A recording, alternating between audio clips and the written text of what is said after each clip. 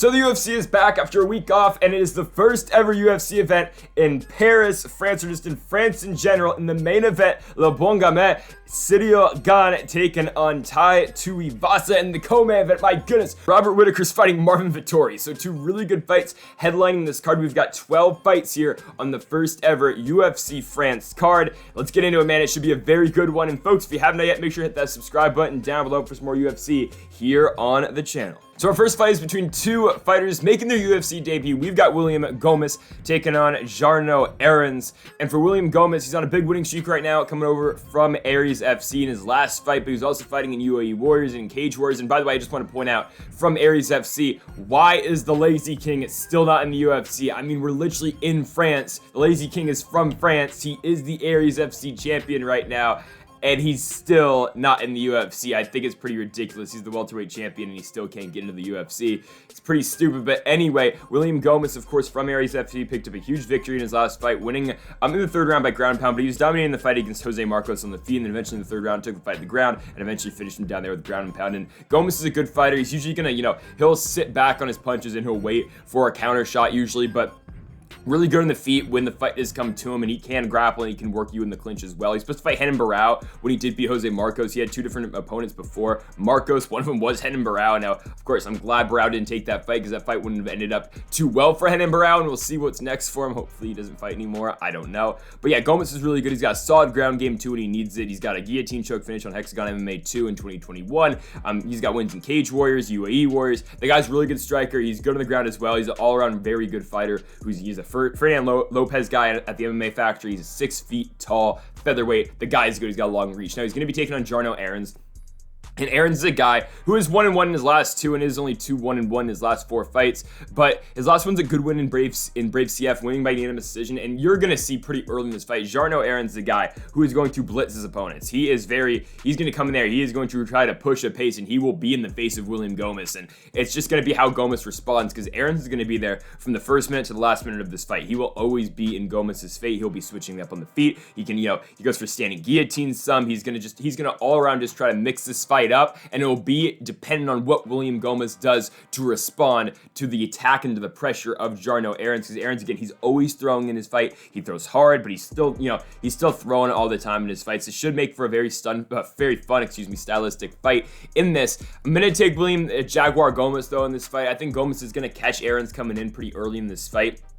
I think Errens is a fun fighter to watch, but is he the most technical fighter? No. Gomis is really technical. He's going to sit back on his shots here. He's going to wait for Jourdain Errens to make a mistake, and I think William Gomis is going to set him down pretty early in this fight. I'm going to go William Gomis first round knockout. I think, again, Errens is going to overextend. I think he's going to get put down. So I'm going to go William Gomis in the first UFC France fight to win by first round KO in his UFC debut. So it is UFC debut of Eileen Perez, and she's going to be taking on Stephanie Egger. And Egger, a fighter who just lost less than a month ago. She got in the first round by Mayra Bueno Silva, of course, on the Ultimate Fighter finale card and the Santos Hill card. But yeah, Egger's back immediately, going all the way to France now to take on Eileen Perez. Obviously, Egger, I'm pretty sure still trains out of Switzerland. She's gonna be taking on Perez. She's making her UFC debut, and honestly, I'm not too impressed with Eileen Perez. Now, she looks good against the opponents she's been fighting, but look at the opponents she's been fighting. I mean, her last fight, she took on the fighter the most experience she's ever fought before. It's some fighter named Stephanie Baragiak. She was 8-4 going into that fight, and Perez just put a beating on her. I mean, it was just a pure domination fight at Samurai Fight House 4 a couple months ago. Before that, for Perez, she beat Ramona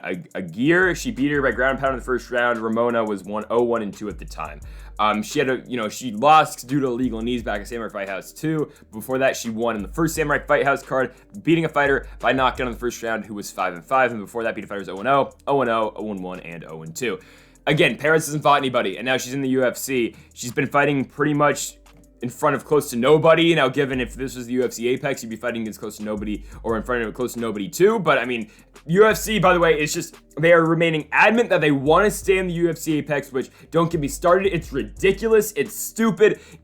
Everywhere is open. You can go everywhere in the United States, but you decide to stay in the stupid Apex and in that dumb, don't get me started, in that dumb, stupid small octagon. But anyways, Eileen Perez taking on Stephanie Egger in this fight. I'm not impressed with Eileen Perez because, again, I just don't think she's fought anybody. And is Stephanie Egger the best UFC fighter? No, she's not. I mean, her last fight, she got caught in an armbar, and it was a weird thing because, Bueno Silva tapped her, and then Egger just refused to admit that she tapped. But I mean, as long as Egger's able to take down Eileen Perez and she's able to replicate the amount of success she had in both the Jessica Rose Clark fight and the Shanna Young fight, she'll be able to beat Eileen Perez. I don't think Perez is going to be able to threaten Egger off of her back. So once Egger is able to land that first takedown, I think she'll be able to go back to the well, over and over and over again. And unlike the Mayra Bueno Silva fight, there's no threat of the submission for Perez off the back. I don't think so. So I don't think Egger is going to be too concerned about that in this fight. I think she should just be able to, work her game. I know it is on short notice, but still, it's less than a month since she fought her last fight. She wants to get back in here, and I think she does keep taking down Eileen Perez until eventually that final horn rings. So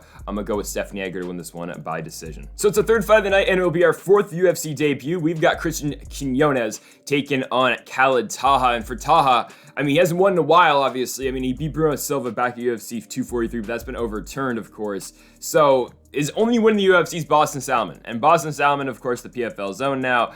I mean, he knocked him out in the first round, which is cool and all, but that's been it so far for Khalid Taha in the UFC. He hasn't been great. I mean, his last fight, Sergey Morozov just kind of beat him. I mean, Morozov was able to outstrike him, and Morozov was able to just take the fight down and beat him down there as well. And again, it's just been a tough ride so far for Khalid Taha. He comes in, he loses to Nadni Armani. Again, he beats Salmon, beats Silva, but it gets overturned, and then losing back-to-back fights to Honey Barcelos and a Sergey Morozov. And sure, he is competitive with Honey Barcelos, but Barcelos is able to put a pace on him. Barcelos is able to outstrike him in that fight. He wins fight of the night, but it was, I thought Barcelos won every single round in that fight, but still, it was a good fight. And what has Barcelos done since then? We lost to Timur Valiev, and he lost to Victor Henry. Now he's going to fight Trevin Jones in a fight. Let's be honest, he should probably win, but you got Khalid Taha now taking on the young Christian Quinonez, who's only 26 years old, coming into the UFC after winning on the Contender Series. And Quinonez had a really, he had a lot of experience coming in to the Contender Series. Most of his fights, and unlike what Eileen Perez has shown, were against a lot of good fighters. I mean, fighting guys who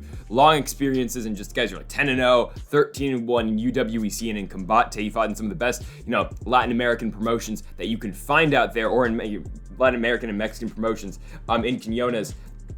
And the guy's good, man. I mean, he is, again, willing to push a pace in the feet. He will come after you. He's got some power on the feet. I think this is going to be a back and forth one. I think it's going to be, because Khalid Taha, I mean, no matter what, he will throw down, and he will, he'll die trying. Like, again, you saw in the Barcelos fight, a fight that he is losing, but still he is in there and he is still throwing back, even though he did lose every single round in that fight, but still, Taha is remaining competitive. I think Quinonez obviously isn't on the level yet of Honey Barcelos. He might be soon, but I don't think as of now he is, and I don't think he's on the level of Morozov either. But I think Quinonez makes this very interesting in the feet. Taha does make it interesting as well, because I think both these guys are going to throw down, but I'm going to be taking Christian Quinonez here in his UFC debut. I just haven't been impressed with what Taha has been bringing us in the last 2 years, or honestly, last 2 years. He hasn't technically won a fight since the Boston Salmon fight, and I know Salmon isn't the greatest fighter. He didn't do well in the PFL this season, and Khalid Taha just knocked him out in 25 seconds. And, Boston Salmon's that guy now in the PFL that, they just send to a guy who they want to get a win. So, like, Brand Loughnane needs to win a fight. Okay, dun, here comes Boston Salmon. That's kind of what they do with him now. So, Salmon wasn't the greatest, and Taha, that's his only win. So I think Taha and Quinonez will be a fun fight on the feet, but I think Quinonez is quicker. I think he's faster. It's the same thing, but I still think he's got more power on the feet. And I'm going to take Christian Quinonez to win this one by unanimous decision. I just think he's able to apply more damage onto Khalid Taha than what Taha is able to bring to him. So I'm going to go with Quinonez by decision. So it's our fourth fight and our fifth UFC debut. We've got Benoit Saint-Denis taking on Gabriel Miranda. And for Miranda, this is going to be his UFC debut. And I mean, he hasn't fought the greatest guys outside the promotion, if we're being honest with ourselves. I mean, he's kind of fought cans so far. His last 3 fights are against guys who are 5-5, 3-1, and 8-7. One being in Brave CF, the other and the other two in Face the Danger. Which, if you click on their promotional page on Tapology says this promotion's been flagged by Tapology. Unless further evidence emerges regarding the legitimacy of this organization's events, any new bouts belonging to this promotion will be similarly flagged, as will the Tapology records of the participating fighters. So that's not ideal. It's a Brazilian promotion, but is it legit? We don't know, and that's where Miranda is coming from. And now he's an MMA Masters guy training over in Florida, but he, again, hasn't fought anyone that's been all that great. And he's had a lot of fights and Face the Danger. He's fought in Brave a little bit. He hasn't been all that successful in Brave, for being honest. He fought in Pancrase, lost a fight over there, lost in Fight Time as well. It's just interesting because Miranda hasn't really beat anybody that's all that great, but I don't know. I mean, he's fought some guys who have promising records, but like a guy like Diego Oliveira, he fought him when Oliveira was 5-0. Miranda beats him in 2016. Oliveira never fights again. When you really do a deep dive into this guy's record, it's weird. you got Julio Brenes, a guy who was seen to be 5-0 in all Costa Rican regional promotion fights, who has, you can't even click on those events on Tapology. He goes 5-0 in those. He fights Miranda in a regional in Brazil that doesn't have a Tapology page. He loses the fight, and the guy never fights again. I'm very confused on what this guy's record is, honestly. From what I've seen out of Miranda, it's not like these guys are fake. These are real people, but, I don't know. Okay, Miranda goes in there, he tries to sub people, try to take him down immediately and submit him, and he does that very well, but against the lower level competition, can he do that against a guy who's so good on the ground? And Benoit Saint-Denis, he's not going to be able to. I think Saint-Denis is going to have a pretty clear advantage on the feet in this fight, because Miranda's striking isn't the greatest. And on the ground, Saint-Denis I just think is better, because I don't think Miranda's fought anyone close to the level of the God of War in Benoit Saint-Denis. Hell, you saw Saint-Denis fighting against Eliseo Zaleski dos Santos, where he's eating all that damage in the second round. He keeps fighting because, of course, he's a special forces guy from France, but you look at his last fight against Nicolas Stoltzfus, it's a tremendous win. He takes Stoltzfus down in the first, he takes him back down in the second, and he submits him by a naked choke. What's to say Saint-Denis is not going to do the same thing as Gabriel Miranda? Really? I think the same thing's going to happen for Saint-Denis in this fight. I think he's going to take down Miranda. I think he's going to submit him. I don't think Miranda's going to be able to offer too much against Saint-Denis in this fight, because he's got a good ground game, but is it going to be better than Saint-Denis? I don't think so. And if Saint-Denis really wants to get things done on the feet in this fight, I think he'll be able to. I think he's got a clear advantage on the feet as well. Is Saint-Denis striking the greatest? No, but he's got a hell of a chin, and he's got some decent striking that is at least better than what Gabriel Miranda can bring as well. So either way, checkmate. Benoit Saint-Denis either wins this fight on the feet, he wins it on the ground. I'm going to say he wins it on the ground. I'll say Saint-Denis is going to win this one by submission in the first. I think it's going to be an easy night in the office. I'm just not impressed with what I've seen out of Miranda, similar to what I saw out of Perez earlier in the night. So I'm going to go with Benoit Saint-Denis, I've been saying Benoit for the last couple of years, but Benoit Saint-Denis to win this one by first round submission. Tremendous fight that's just buried on the prelims for some reason. I can only assume this is going to get moved to the main card. At least I hope it does, because why is Nasruddin Imavov and Joaquin Buckley so low on the card? The UFC loves Joaquin Buckley. He's their guy. He's got the Impuka Sanganai knockout. Why is this so low? Imavov's a ranked fighter who's from France on the 5th fight of the card. I can only hope this is to get people in the arena earlier. That's the only thing I can think of on why this fight is so low on the card. But we've got Imavov and Joaquin Buckley, and the place in the card, that doesn't matter because this is a tremendous fight. Nasruddin Imavov's a guy who's looked really good so far in the UFC. That one fight against Phil Haas that he lost, but still, he turns it on against Phil Haas late in that fight. And I think that's something that can really benefit Nasruddin Imavov in this fight when you just look at it with him and Buckley, man. Buckley, I know he, looked decent at the end of the second round against Duraev, and he was good as the fight went on, and I thought Duraev was going to go in there and submit him. Didn't happen, but Buckley turned it on as that fight, progressed, which was something new out of him, because really, Buckley's always been a guy who, I know he had the third round against Antonio Arroyo, but Buckley, he's been a guy who's been trying to go out there early and get knockouts, and yes, he still is there in the third round, but that's been in a fight against Antonio Arroyo where Buckley wasn't really getting going until later in that fight. It's just that when Buckley goes for it early, he's not going to always be there by the end of the fight. You look at the end of the fight I'm looking at is the Abdulrazak Al-Hassan fight, but that fight's different though. That was like a grueling fight between those guys because Buckley and Abdulrazak Al-Hassan, both those guys were trying to wrestle in that fight. It was an interesting stylistic fight. Of course, Al-Hassan, dominated Buckley in the ground in the third round. That's kind of where I went to my point about how Numance's not great at the end of fights because Razak Al-Hassan, a guy who's not known for his cardio, was able to outpace Buckley and out-wrestle him in that third round. Now, of course, the judges gave that one to Buckley. I barely gave it to Abdulrazak Al-Hassan. I had 1-3 for Al-Hassan. I can see, though, why you can give that fight to Buckley, but it's fine. He had the Detroit Urban Survival Training guy in his corner for that fight. But, I don't know how Buckley, though, is going to, keep going and keep up with the pace of Nasruddin Imavov for more than, 1.5 rounds in this fight. Because, yes, Imavov, does he have the greatest cardio? It's better than Buckley's, but it's not like he's known for his cardio, but Imavov's going to be there, and I think Imavov is going to be more, is he going to be more fit for a later fight in this if this fight does, extend later in the fight? And for Buckley, I think he's going to go for it early in this fight. I think he'll be chasing the highlight early in this fight because I think he wants to go out there and just put out Imavov quickly, because if he stays in a longer fight with Imavov can work the body, and Imavov can kind of start to break him down. So I think for Buckley, I think it's either first round knockout or bust here. I really think it is. You've seen what he's been able to do to some guys. Maybe second round knockout, because I think once this fight gets past the second half of second round, then I think it is trouble. Because when you do look at Buckley's big knockouts, okay, it's the Jourdain Wright knockout that's in the second, the Kasanganai one's in the second. So honestly, I don't think Buckley's had a first round knockout since he was an LFA, but what I'm saying is I think Buckley's going to wing out big shots early because I think he's going to try to get Imavov out of there because skill for skill and strike for strike, Nasruddin Imavov's the better fighter between him and Joaquin Buckley. It's just facts. But Buckley's got more power, and that's why. I mean, Imavov's a more technical striker. Imavov, hell, he's nicknamed the Russian sniper for a reason. The guy's going to pick his spots in this fight. I mean, he is a huge, and I mean huge middleweight. This is going to mean Imavov's 6'3", Buckley's 5'10". The height discrepancy in this fight is going to be huge. Imavov should be able to, keep his range, use his reach to his advantage in this fight. I mean, he's got 75-inch reach. Buckley, okay, never mind. Buckley's got 76-inch reach, so that's not going to be a thing yet. Buckley's got long arms. But, I mean, I just think if Imavov is able to, not let Buckley get close to him, because, again, sure, their reach might be the same, but Buckley is going to have to try to get close to Nasruddin Imavov to knock him out, while Imavov is, if he's just able to pepper up Buckley with strikes from the outside, then, of course, he can just do that, and he can win the fight that way, right?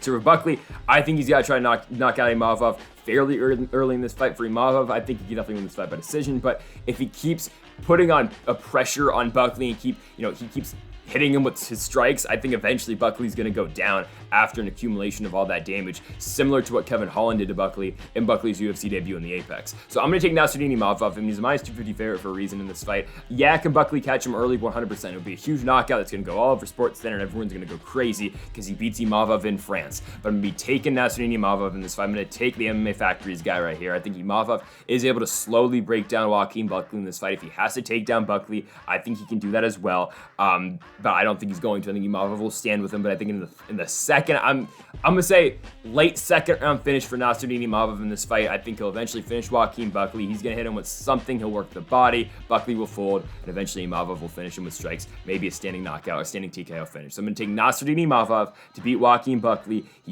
Keeps climbing the ranks in the middleweight division. I'm taking Imavov to beat Buckley by second round TKO. So it's the UFC debut of Mikhail Figlak, and he's going to be taking on Ziam in this fight. So I think, okay, if I'm not mistaken, I think I saw this on Twitter. So Ziam was released after he lost the Terrence McKinney fight, but they brought him back for this card because it was in France. I mean, for good reason. You bring a guy who is French and Ziam.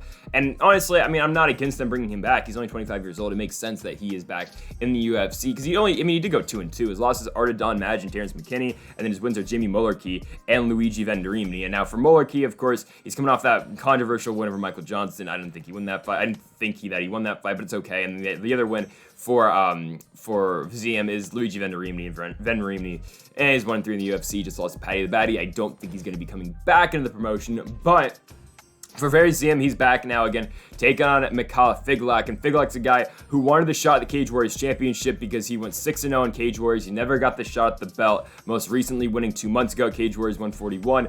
Instead of getting that shot for the Cage Warriors Championship, he is going straight to the UFC instead, which I am okay with, and now he's going to be taking on Ziam. So Figlak's a guy who's good on the feet, he can push a pace on the feet, and you look at his fight against Steve McIntosh as well, he's able to take down McIntosh too. He's just able to mix things up really well, and it's a really well-balanced fighter in Mikhail Figlak.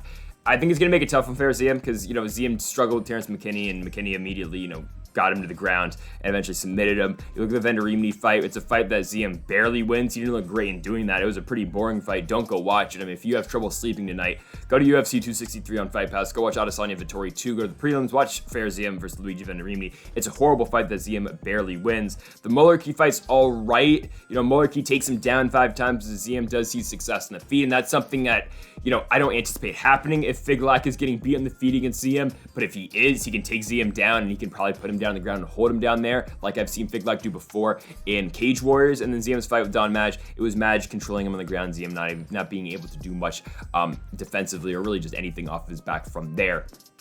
I mean, how does Ziam win this fight? I think it's probably if he can outstrike Mikhail Figlak, and I'll be honest with you, Ziam wins this fight if it's very boring and Figlak is very hesitant and is just nervous coming into his UFC debut. That's pretty much how I think he wins this fight, because, I mean, the UFC will tell you and the broadcast will tell you, oh yeah, Ziam's got some submissions. Well, he hasn't done it so far in the UFC. I mean, he does have submission wins. He's got 5 of them, but we haven't seen him do it since pre-UFC days for Ziam. So I don't think Ziam's able to submit Mikhail Figlak because if Mikhail Figlak's taking this one on the ground, I think he's in a pure advantage spot, and I don't think Ziam's able to offer much off his back. And on the feet, it's not like Ziam's got the most power, so if Ziam's going to win this fight, he is going to have to be better than Mikhail Figlak for 2 rounds in this fight standing, and I don't see that happening because I think Figlak's just better than him on the feet as well. So I think highly Mikhail Figlak going in this fight. Again, I think this is a guy who should be getting a shot at the Cage Warriors Championship, but obviously you'll take the UFC call instead of course, a Cage Warriors title fight. But Figlak in his UFC debut, I think he's, I like the minus 190 line for him right now. I'm going to take Figlak all day long right now. I think he's able just to piece up Ziam on the feet. I think he's able to mix it up through the ground as well and through the wrestling. Going to take Mikhail Figlak all day here. I got him to beat Ziam by unanimous decision. So another UFC debut. It's Abus Magomedov taking on Dustin Stoltzfus. And for Abus Magomedov, now he's coming off of, he honestly hasn't fought in a while. He was booked to fight Jaron Mearshart, then he's going to fight Kizrayev, then he was going to fight Makhmed Muradov on this card. Muradov withdrew, and that was going to be a good fight, I thought, for Muradov to come back and pick up a win. But now Magomedov is going to take on Dustin Stoltzfus. And now for Magomedov, he's coming off of that, we'll talk about the PFL 2018 season. That was the first PFL season. It was the weird one that was on NBC Sports Network. And he's the number 1 seed going into the playoffs. He wins back-to-back fights. He has the draw in the first, PFL number 10 episode, but then he beats Sada Boussi, who's going to be fighting Delano Taylor for a world championship in a couple months. But then he loses to Luis Taylor in the finals. Luis Taylor's 39 years old going into that fight, and Taylor knocks him out with a huge left hook 30 seconds in the fight. Taylor was like a plus 350 dog in that fight. Taylor sets him down. It's his final MMA fight, I think. He's like 43 now, so I doubt he's going to be fighting again. But Taylor puts him down, knocks him out, and Magomedov doesn't find the PFL again. He comes back, he wins on EMC3 against a guy who was making his pro debut, and then he wins on KSW most recently in 2020, winning by guillotine choke in the second round against a guy who was undefeated at the time. So, Magomedov's all right. He's a good fighter, but again, you just look back at that Luis Taylor fight. He was one, if he didn't get caught with that big shot, maybe he's, $1 million richer at this point. But Magomedov's good on the feet. His stance does leave him open to get hit a little bit. You look at the Luis Taylor fight. Taylor just kind of lunges in with the left hand and puts him down, knocks him out, gets him with of course, just a clean left hook and puts him out. But Magomedov's solid. He's got some, wrestling as well. If he can grind it out down there as well, but it's the striking out of Magomedov that is pretty solid too. He's gonna be taking on Dustin Stoltzfus in this fight, and honestly, Stoltzfus at plus 210 doesn't look, that bad, if I'm being honest with you, especially in a guy in Magomedov who we have not seen in 2 years coming back here, making his UFC debut. Stoltzfus, though, did start his UFC career 0-3, but when we looked at it, it was against good fighters. Now, I picked Dwight Grant to beat him in his last fight. It didn't happen for us, obviously, but Stoltzfus lost to Dawkins, lost to Adolfo Vieira, and lost to Gerald Mearshart, and the Mearshart fight was a fight that he was winning until he wasn't. The Dwight Grant fight was a fight that he won, obviously. It was a close fight, but Stoltzfus barely did get the nod. He kind of just pulled away with that one as that fight did progress. The third round is just the wrestling out of Stoltzfus, and in the second round, honestly, is the wrestling out of him in both those 2 rounds that grinded out the victory for him. So we've seen Stoltzfus against really good wrestlers and really good grapplers in his first 3 fights. In the Dwight Grant fight, he beats him by decision. Can he do the same thing against Abus Magomedov? I think it's 100% possible. I'm not too sold on Magomedov. I'm really not. You look at Stoltzfus' win over Joe Pyfer. Hell, Dana White wants everyone to be more like Joe Pyfer. Pyfer's going to be fighting... Oh, who's he fighting? He's going to fight Alan Amedovski next month. He'll win that fight. Yeah, I'm pretty confident about it. But, I don't think Stoltzfus is horrible. I don't think Magomedov's horrible either. I just think this is kind of just another fight per se. I think Magomedov's got the advantage on the feet. I think if he is able to catch Stoltzfus, it will be dangerous for Stoltzfus. But on the ground, yeah, Stoltzfus does get submitted some, but he's a decent enough guy where he can stay competitive. Hell, he went to the 3rd round grappling with Adolfo Vieira, even though, Adolfo really didn't do much of the grappling until that 3rd round, but he was trying, and Stoltzfus was fighting off whatever Adolfo was trying to bring to him. In the Jaron Mearshart fight, hell, Stoltzfus is winning on the ground for, 2.5 rounds until GM3 submits him? I know Jaron Mearshart just keeps on winning fights as he somehow, some way just beat Bruno Silva in his last fight. So Mearshart just keeps on winning, but, I wouldn't be surprised if Dustin Stoltzfus wins this fight, but I would not be surprised again if Magomedov catches him in a submission like what Stoltzfus has been caught in before. I'm not going to say that there's going to be a finish in this fight, though. I'm going to go Abus Magomedov by decision here. I think Magomedov is able to outstrike Stoltzfus, and I think he's able to have some success on the ground as well. But honestly, the latter I'm a little bit concerned about. I think Magomedov's going to have success in the feet, though. That's where I think the main thing this fight's going to go. Stoltzfus is...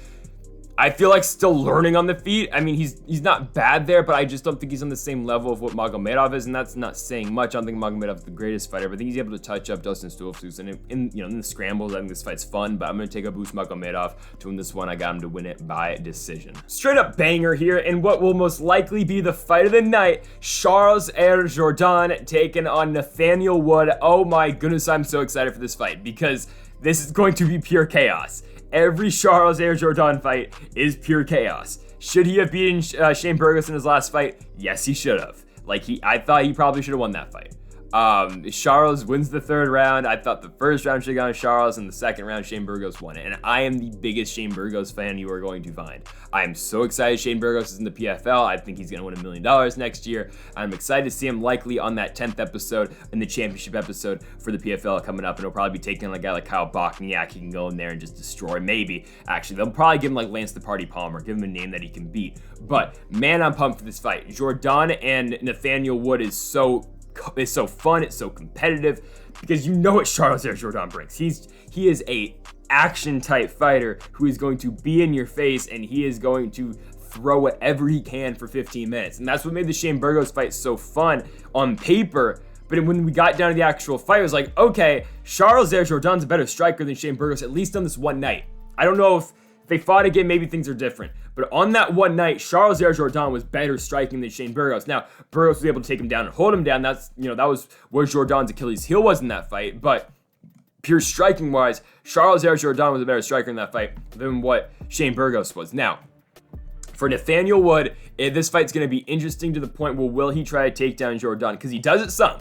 He has taken down some of his opponents before. He hasn't been really able to hold anyone down, but if he's going to do it, and if he's going to be able to hold anybody down, it will likely be Charles Jourdain, and that's something that Nathaniel Wood, I think, will really want to do in this fight, because if he gets into a slugfest, like he did, not his last fight against Charles Rosa, the fight that he won, but the fight before that, when he fought Casey Kenny, if he gets into a fight like he did against Casey Kenny, against Charles Jourdain, he is getting knocked out. Casey Kenny hit him too many times in that fight. It was a really fun back and forth fight. Both those guys exchanged. The body kicks in that fight were just disgusting. It was crazy. It was a really good fight. One fight of that night, UFC 254. But I'm just saying, if Wood eats all that damage in that fight, if he takes it all in from Charles Jourdain in that fight, he's going to lose the fight. He's going to lose the fight because Jourdain will knock him out.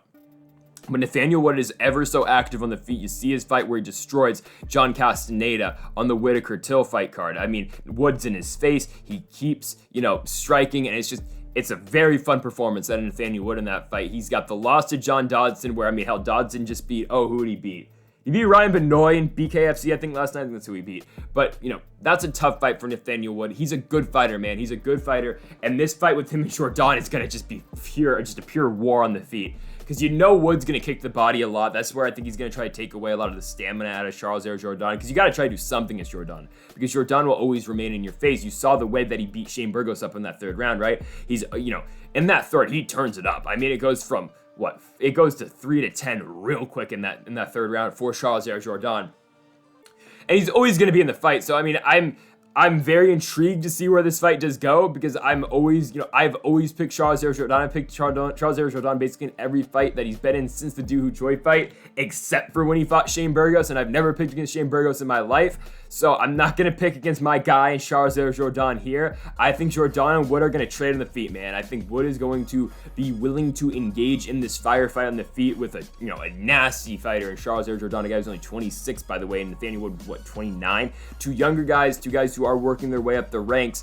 But, man, I think Jourdain's going to be fighting pissed off, because I think he thought he won that last fight against Shane Burgos, but I think he's going to come in there. I think he's going to blitz Nathaniel Wood. I think he's going to force Nathaniel Wood to fight his type of fight with them. I think eventually in the second round, Charles Jourdain's going to knock him out. I think it's going to be, again, fight of the night. It's going to be a crazy fight for as long as it does last, but Charles Jourdain gets back on the winning ways. He's going to catch Nathaniel Wood in a blitz. It's just going to be a firefight, man. But I'm going with Charles Jourdain to knock out Nathaniel Wood in the second round, setting that crowd on fire. So here we go. Next fight, we've got John Makdessi taking on Nasrat Haqparast, and Makdessi's back, and I don't think the guy gets enough credit for his last win, man. It doesn't get talked about enough. Ignacio Bahamondes has been the center of attention recently, I think, because of his last two wins, the Bravo choke victory over Rong Zhu and the victory over Roosevelt Roberts. And again, I'm mad that we didn't get to see him against Ludovic Klein, but Bahamondes is a guy that looks really good because his front kick knockout in the Contender Series and the spinning wheel kick against, Roosevelt Roberts.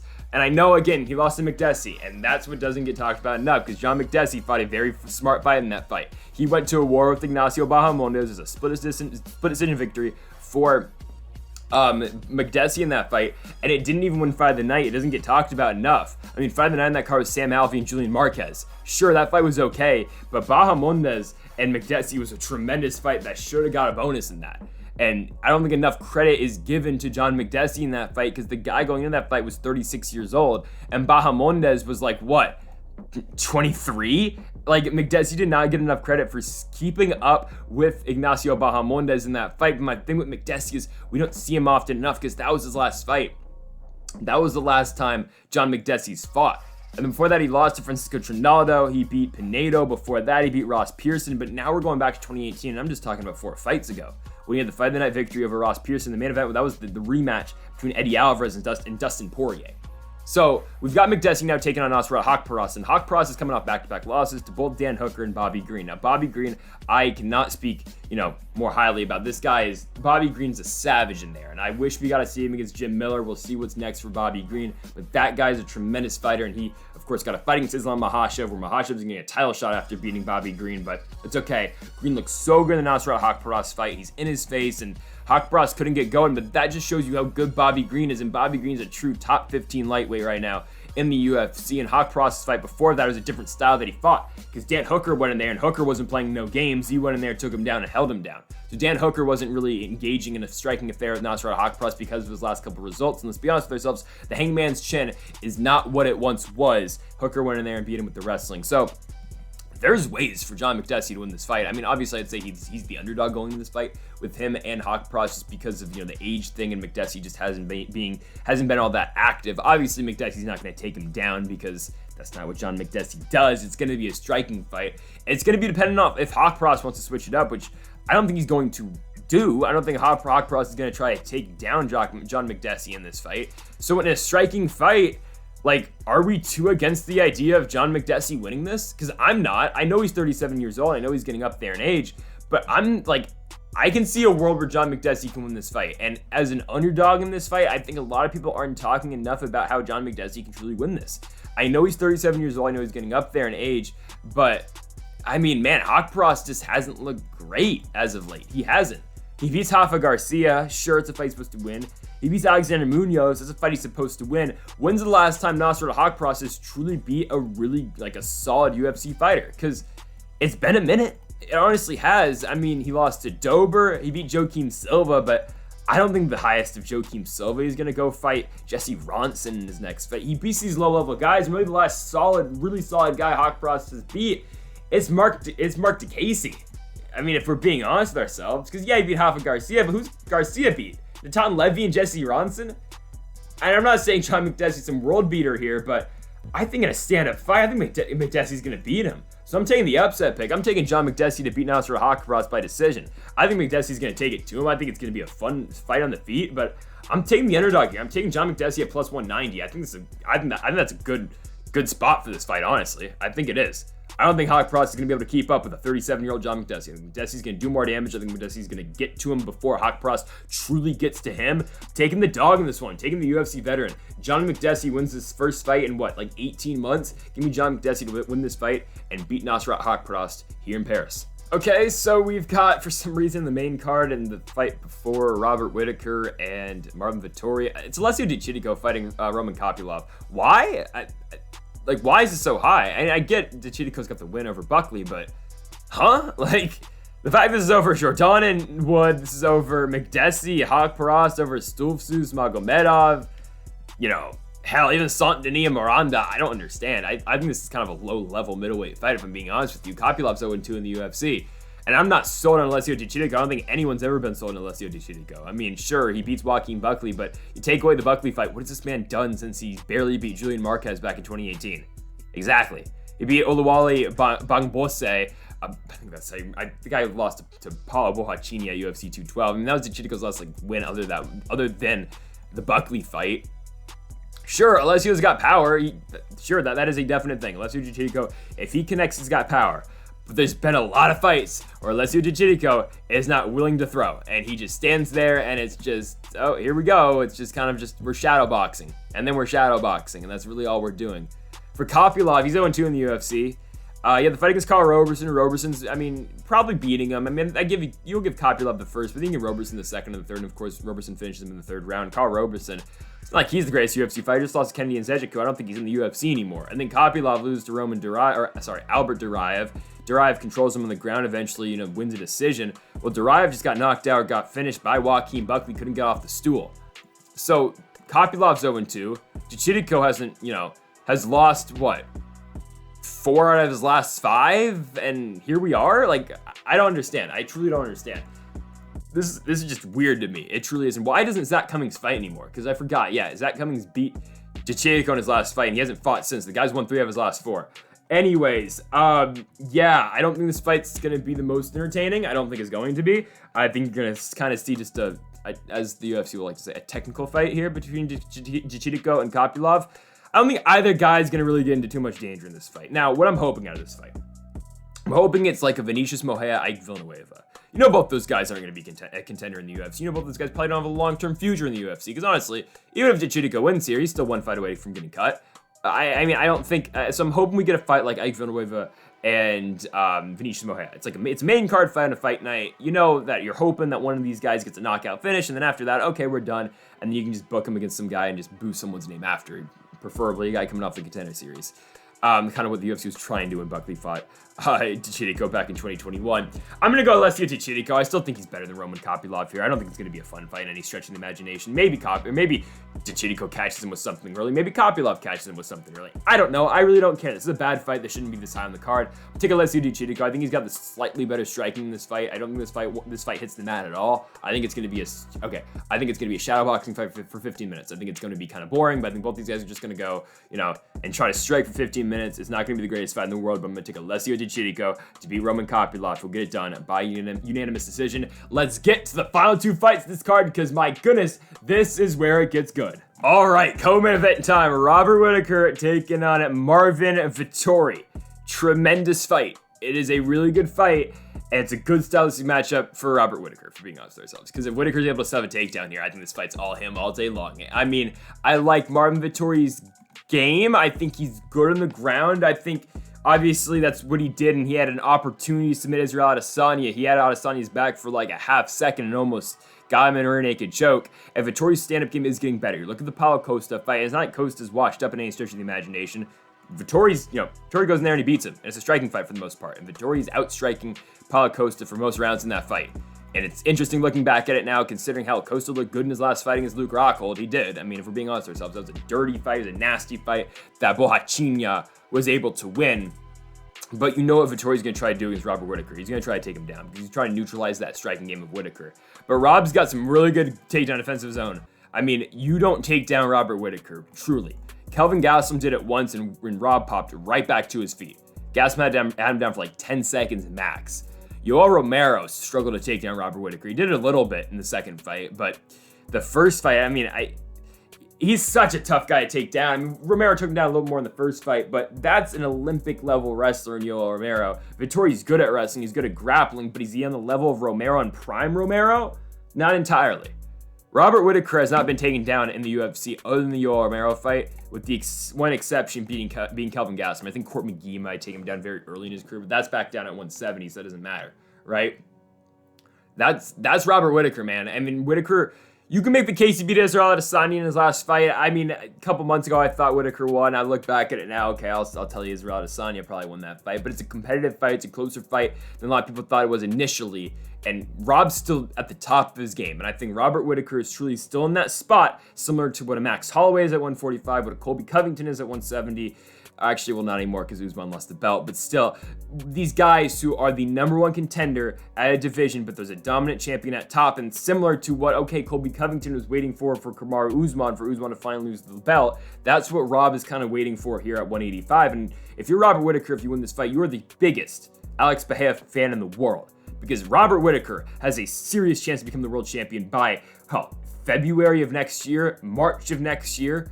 If he wins this fight against Vettori, and Pereira beats Adesanya, and he knocks him out in brutal fashion. Pereira wants to come back quick. There you go. Robert Whittaker fights Alex Pereira. He's able to take him down and hold him down. And boom, he's the champion after 25 minutes. I mean, this is why this fight's so important, because Vettori can do the same exact thing. There is a realistic chance that Marvin Vettori is the champion next summer, next spring, because of what is lined up for Israel Adesanya. I think that doesn't get talked about enough. It's because Israel Adesanya is not going to take down Alex Pereira. He is going to get in a kickboxing fight with him. He will kickbox with him for 25 minutes, and we're going to find out who the better kickboxer is. Now, the first fight, you know, it's a close decision. The second fight's a knockout for Alex Pereira, but given Israel Adesanya was winning the fight until the knockout happened. So we'll see what happens. We'll break down that fight when it comes in November, but I'm just saying there is a realistic possibility that Alex Pereira is the next world champion, and no matter what, I think the winner of this fight, if Pereira is the champion, is getting the next title shot. If it doesn't go to Adesanya, even if it does go to Adesanya, then hell, what if Pereira wins 2 in a row? Then the winner of this fight is fighting for a world championship. That is the significance of this fight. This is why this fight is so important to the division. But when you break down this fight, you know, between Whittaker and Vettori, I really like Whittaker in this fight, because I don't think Vettori's able to take him down. And if Vettori can't take him down, I don't think he's got the power to knock out Robert Whittaker. I don't think he's got the striking to do that. Vettori's getting better on the feet, but Robert Whittaker is truly an elite level striker, one of the greatest middleweight has ever seen. And oh, by the way, he would be the greatest striker right now in middleweight, the best striker in middleweight. But we have two guys who are, you know, Israel Adesanya is the greatest kickboxer in middleweight history, with the exception of Errens Silva, and Alex Pereira is a glory level champion kickboxer. So that just shows you how elite Robert Whittaker is. It's just that he's not in the top 2, because the top 2 are all-time level talents. And Robert Whittaker is an all-time level talent as well, but he just doesn't have the background those two guys have got. But as a complete MMA fighter, Robert Whittaker is better. And as a complete MMA fighter, he matches up very well stylistically with Marvin Vettori. Because again, Vettori's wrestling was neutralized by Israel Adesanya. It was. He took him down some, but in all, it was neutralized by Israel Adesanya. It will be neutralized by Robert Whittaker, and that's how Robert Whittaker will beat Marvin Vettori. He will keep the fight on the feet. He will not get into this wrestling match with Marvin Vettori, because he will be able to fight off the takedowns. And once he fights off the takedowns, Whittaker is going to hit him with the jab, cross, kick at the end. That combo is going to hit against Marvin Vettori. Vettori's a tough guy to put down. He's got a big head, and he's likely not going to get knocked out. But if we're being honest with ourselves, when's the last time Robert Whittaker knocked anybody out? I mean, it's been a minute. His last knockout in the UFC comes over Gane in 2017, that fight that propelled him to the shot against Yoel Romero for the interim championship, before, of course, fighting Yoel again for a second time to retain the championship in technically a non-title fight. But I think Robert Whittaker wins this fight. Robert Whittaker is going to beat Marvin Vettori, and he's going to do it by decision. He's going to keep the fight standing. Vettori will throw on the feet, but he's just not going to be good enough to keep up with Whittaker. Whittaker is going to hit him with a bunch of different strikes. He's going to hit him with the ones and twos, and I just don't think Vettori is able to keep up, because you know Robert Whittaker is a better striker than Marvin Vettori. And once he does take away the wrestling out of Vettori, and once he takes out the grappling out of Vettori, I feel like Vettori, he's not necessarily a sitting duck on the feet, because he can stay competitive. Like hell, he beat Paulo Costa on the feet, but Whittaker's not going to tire at the end of the fight, and Whittaker is not going to miss weight by 25 pounds and just be uninterested in the fight, similar to what Borrachinho was in his fight against Marvin Vettori. And this is something to note. It's a 3-round fight for Robert Whittaker. Robert Whittaker looked very good in his last 3-round fight. It was a fight that he beat Jared Cannonier in. Whittaker talked about in that fight before, in the leading moments up to that fight against Jared Cannonier, it was different for him. He could train different. He could, it was just a whole different philosophy for him in that fight, because it's 10 less minutes of fighting, and he liked that. He liked that going into that fight. I think he's going to like that in this fight against Marvin Vettori. I think he'll win it. I think the Reaper punches his ticket, maybe potentially back in another world championship fight, depending on the world title fight goes in November. I'm taking the Reaper to beat Marvin Vettori. I got him to pick up the win by unanimous decision. Main event time! In the heavyweight division, fighting at home, Le Bon Gamin, Cyril Gane takes on Bam Bam, Tai Tuivasa, and Tai Tuivasa's run is continued, and now it pushes him into a main event spot against truly an elite heavyweight, the former interim champ, in Cyril Gane. And I've been on the record saying this: Cyril Gane is the greatest striker in UFC heavyweight history, and I remain by that statement. I still think he is the greatest striker in UFC heavyweight history. You watch the fight against Ngannou, the man wins the first two rounds on the feet with Francis Ngannou striking, and that's when it happens in the third, fourth, and fifth is where he gets taken down. Now, I will not forget, in that fifth round, Cyril Gane takes down Francis Ngannou. It's 2-2 going into the fifth. Gane takes him down, and then he pulls for a heel hook. Something he's gotten in the past. He got down tail maze with it, but it's in the 5th round. Both these guys are sweaty, it's slippery, and Ngannou's, heel ankle slips right out. And Ngannou gets on top, and that's the fight. That is Fernand Lopez's fault. And I will not forgive Fernand Lopez for screwing Ciryl Gane out of a world championship in that fight. Okay? Say what you want. The 3rd and 4th rounds were not good for Ciryl Gane. He gets taken down because Ngannou puts on the wrestling shoes. He, goes into his Dagestani background, which that's a joke, but still, he does that, and he takes down Le Bon Gamin in the 3rd and 4th. But in the 5th round, Ciryl Gane takes him down early in that round in the middle of the octagon. But in between the 4th and 5th, Fernand Lopez tells him, you're down 3-1. I get when coaches tell that to fighters in a fight where, they don't know, it's a close fight, who knows. But I thought it was pretty obvious that it was 2-2 going into that 5th round. A lot of people thought it was pretty obvious going 2-2 into that 5th round. And as the judges' scorecards came out, 2 of them had it 2-2, 1 of them had 3-1 in Ngannou. All Gane had to do was ride out that positioning on top in the 5th round. He would have won the belt by split decision. That is Fernand Lopez's fault. That it is his fault. And Gane outstrikes Ngannou in the first 2 rounds. Everyone gets knocked out by Francis Ngannou in the first 2 rounds. Now, will John Jones? I don't know about that. But everyone gets knocked out early by Ngannou. Ciryl Gane didn't, because Gane was beating him on the feet. Ciryl Gane was using his kicks. He was staying out of range. He never got hit really clean by Francis Ngannou, because that's how he moves. He's so good on the feet. His head movement's tremendous. He's always going in and out. Truly, I cannot speak I keep speaking so highly of Ciryl Gane for a reason, because that's how good the man is. Now his opponent in Tai Tuivasa. It's been crazy, this run for Tuivasa, because he gets cut from the UFC after he loses 3 straight fights to JDS, Bagoy, and Sergey Spivak. He comes back, takes on Stefan Struve. He knocks out Struve in the 1st round. He beats Harry Hunsucker after that. He beats Greg Hardy. He beats Augusto Sakai, and he beats Derek Lewis. Good 5 wins, but now when you look back at these wins, what do they really mean? Stefan Struve hasn't fought since then. Harry Hunsucker's lost twice in a row to Tyson Pedro and to Justin Tafa. Greg Hardy's at the UFC because he lost to Tybura after that. I think Tybura, he lost to no, he lost to Sergey Spivak after that. He lost to Tybura before the Tuivasa fight. Augusto Sakai has looked horrible since Tai Tuivasa got done with him. Given it was only 1 fight, but he was on a 2-fight losing streak going into that fight. And then, by the way, he just got finished by Sergey Spivak. And then Tai Tuivasa went in for Derek Lewis. Okay, that's good, but Derek Lewis just got finished by Sergey Spivak. Sergey Pavlovich. Okay? I'm not discrediting Tai Tuivasa. I'm just saying, now when we look back at all these wins, what do they truly mean? All I'm saying. But what you can't deny is that Tai Tuivasa's got the one-punch knockout power that can put away anybody. The win over Derek Lewis is something I did not think was going to happen. He put out Derek Lewis cold. He knocks out Augusto Sakai, he knocks out Hardy, he knocks out Hunsucker, he knocks out Struve. That's a big 5-fight winning streak, all 5 by knockout in the first 2 rounds. It's impressive, but will he be able to hit Ciryl Gane? That is a big hell no. He's not going to be able to hit Ciryl Gane. There's a reason Gane's a minus 540 favorite in this fight. 1 is because he's at home, 2 because he's a better fighter, and 3, he's not going to get hit. Simple. Ciryl Gane's not going to get hit by Tai Tuivasa. It's just not going to happen. Tuivasa's not going to be able to touch him in this fight. Gane's going to use his kicks. He's going to stay out of range. He'll use the leg kicks, work the body, work the head eventually. He's such a good technical striker, and the man does not get hit on the feet. He will not get hit clean once by Tai Tuivasa in this fight. This is going to be the Ciryl Gane Derek Lewis fight all over again. I think Tuivasa's going to last a little bit longer. I'm going to say he'll make it to the 3rd, but I think in that 3rd round, Ciryl Gane eventually is going to turn it up and he's going to finish him. I think this is going to be one-way traffic all the way through here. I mean, the Tai Tuivasa run to the top of the heavyweight division and him becoming a contender and him now being in the main events again has been fun. It's been fun while it's lasted, but this is where it comes to an end. Ciryl Gane is going to beat Tai Tuivasa and he's going to knock him out in the 3rd round. It's just, Ciryl Gane is so good. This is a once-in-a-lifetime type of fighter. I think he wins this fight. I think John Jones, we'll see what happens with Jones and Ngannou, but I think Ciryl Gane finds his way into a title fight in his next fight. Whether it being in Stipe for the belt, Jones for the belt, or against Ngannou for the belt, Ciryl Gane will be in a title fight next, and I think there's a very good chance he wins it. Okay?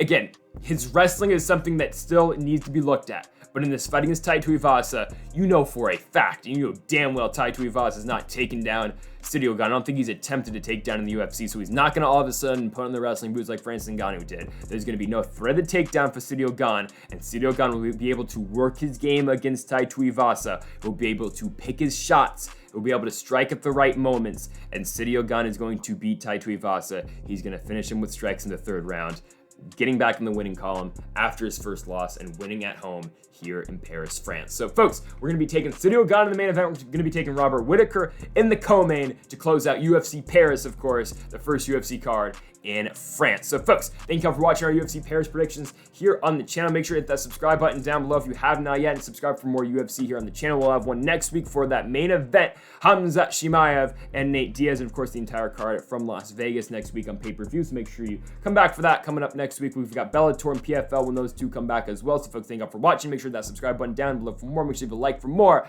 and Mamba forever.